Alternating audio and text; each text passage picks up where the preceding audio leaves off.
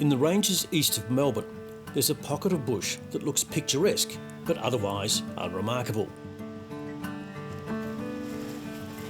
Bruce Logan has just sold 40 hectares of it to a conservation body. Big deal, you say? Well, a big deal it is. Because this land is home to not one, but two of Australia's most cherished and rarest species. The helmeted honeyeater and the lowland leadbeater's possum. Both are the faunal emblems for Victoria, and sadly, both are critically endangered.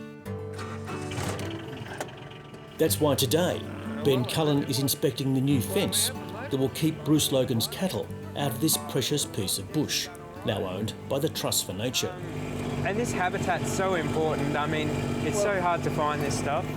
The Trust for Nature is one of Australia's oldest conservation organisations, working with like-minded private landholders, volunteers, government agencies and others. Its aim is to protect, restore and manage plants and wildlife. And to do so, it relies on donations, private and public.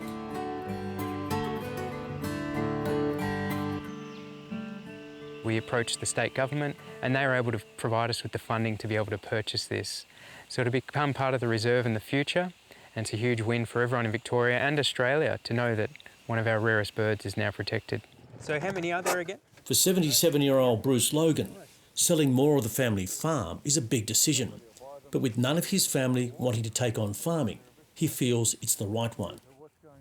Even my son and family are not interested in it, so why not give it to somebody who'll appreciate it and the land? And I think that Trust for Nature will enjoy it, and I'm hoping that they'll ring me up and tell me in 2 years' time that the bird numbers are up to 500, and that'd certainly please me. How significant is this piece of bush? I believe it's of national significance. We've got two species here that are critically endangered in Australia and known around the world as being really significant. So there's less of these than there are, say, bilbies or something like that, some of our iconic species. So this is a really important place that they occur here in what was Bruce's backyard.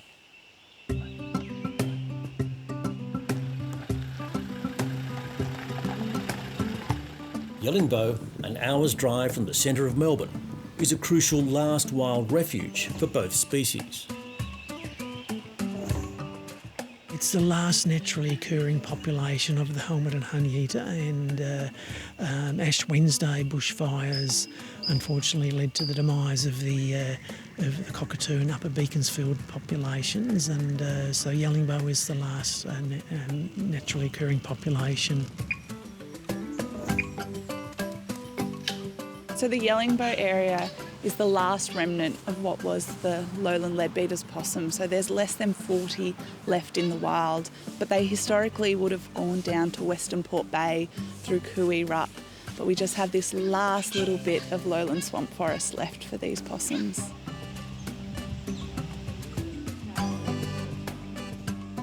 So Yellingbo is at the epicentre of a massive campaign to save them. But what is it that makes this bush so crucial to their survival? It's essential because it's got the right trees, so it's got manna gums for helmeted honeyeaters and swamp gum and mountain swamp gum for lowland leadbeaters, and particularly it's got this dense swamp forest, so it's that tea tree, that paper bark that leadbeaters can run through and forage at night. But it's kind of a sedgy woodland is probably the best way to describe it.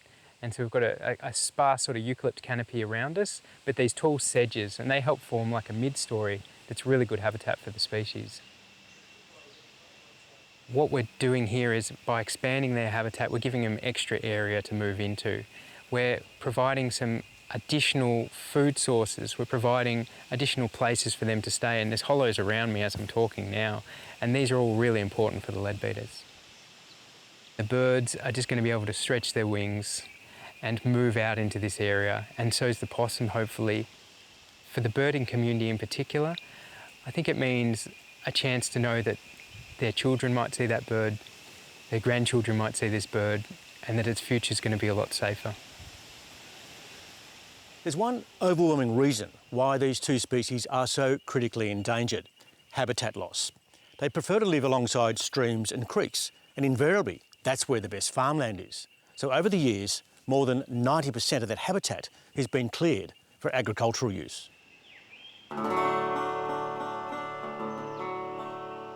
Good and affordable land was what attracted the Logan family here almost 90 years ago.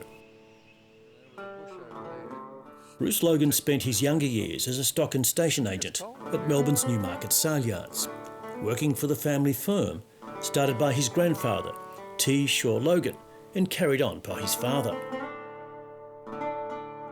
In 1933, Gordon, Bruce's father, bought a bush block as a welcome respite from the city bustle. In time, the property grew to almost 800 hectares. At one stage, it supported several dairies and a large piggery. In 1961, the highland leadbeater's possum, thought extinct for decades, was rediscovered. But lowlands were rediscovered a few decades later in Yellingbo. There was actually a colony that had built a nest inside an old bird hide, and they were rediscovered in the reserve then. Since then, much of the Logan family farm has been sold for conservation, and it has been crucial to saving these species. Trust for Nature's work has also been vital. Since 1986, through captive breeding and careful management in the remnant bush, this tiny marsupial has been brought back from the brink. So out in the field, we monitor our lowland leadbeater's possums, and so that includes radio tracking some possums that have been translocated to work out where they're denning each day. Also, we have motion sensor cameras that can film them at night. The aim is to have enough genetic diversity to avoid inbreeding, and enough separate populations in the wild to survive events such as bushfires. It's a reminder of how precarious the very survival of some species can be. We're pulling out all stops really to conserve this species, and conservation takes time and it's uncertain. That this bush still exists at all is due to good fortune. Well, I think it's something to do with finances and money that Dad had when he first started on the property, and you could only spend so much on clearing and putting it into production, and he believed that if you cleared land, you had to do it properly, and if you didn't do it properly, you might as well leave it as it is. So that's why we never cleared this. I tell you, great. Today, there's many ever grateful for that stroke of fate. Trust for Nature's pretty happy about that, mate. Yeah.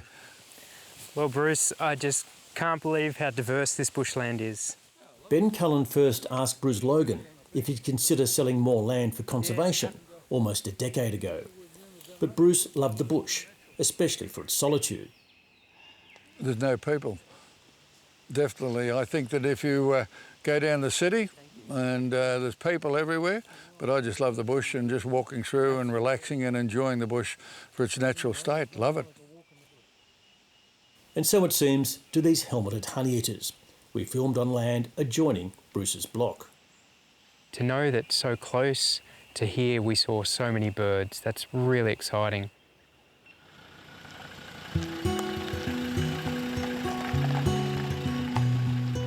That the helmeted honeyeater exists at all is thanks to a dedicated band of enthusiasts, among them Bruce Quinn, who has spearheaded conservation efforts for almost 30 years. It's quite a striking bird with the yellow ear tufts, which is where the species gets its name from, and the helmeted honeyeater gets its name from this forehead of feathers. The numbers were as low as 60 individuals when the recovery program began in 1989. Now we've got over 200 individuals, so it's looking much brighter, but still a lot of work to do. Most of these birds have been bred in captivity. Bruce knows them all by their distinctive leg bands, and the supplementary feed is a nutrient-rich nectar that ensures they stay in optimal health.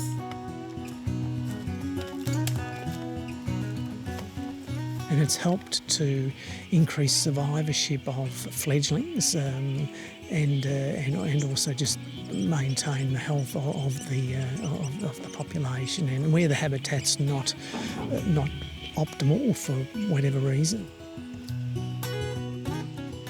They feed inside a special cage that protects them from predators, such as currawongs and kookaburras.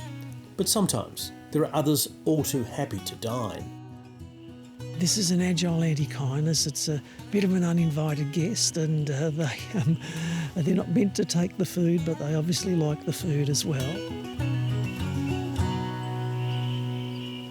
So Bruce, this is really ideal honeyeater habitat. Yes, it is. We've got prickly currant bush here, one of the favourite nest plant species. We've got Eucalyptus camphora, one of their favourite eucalypt species. And we've got woolly tea tree over here, which they nest in as well and forage in. And there's manna gum around as well, which is another favourite. Other foods are insects and spiders and berries of a small number of plants.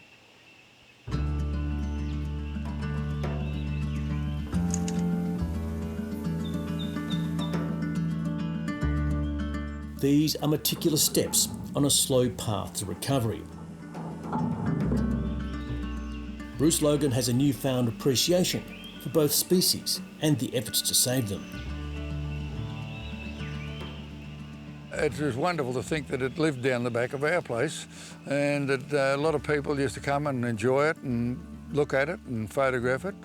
But it was good. But there's a lot more species down here that I enjoy. I even feed king parrots and whatnot up around the house, and it's just nice to have a bit of nature around you. This is a great outcome for both parties and both species.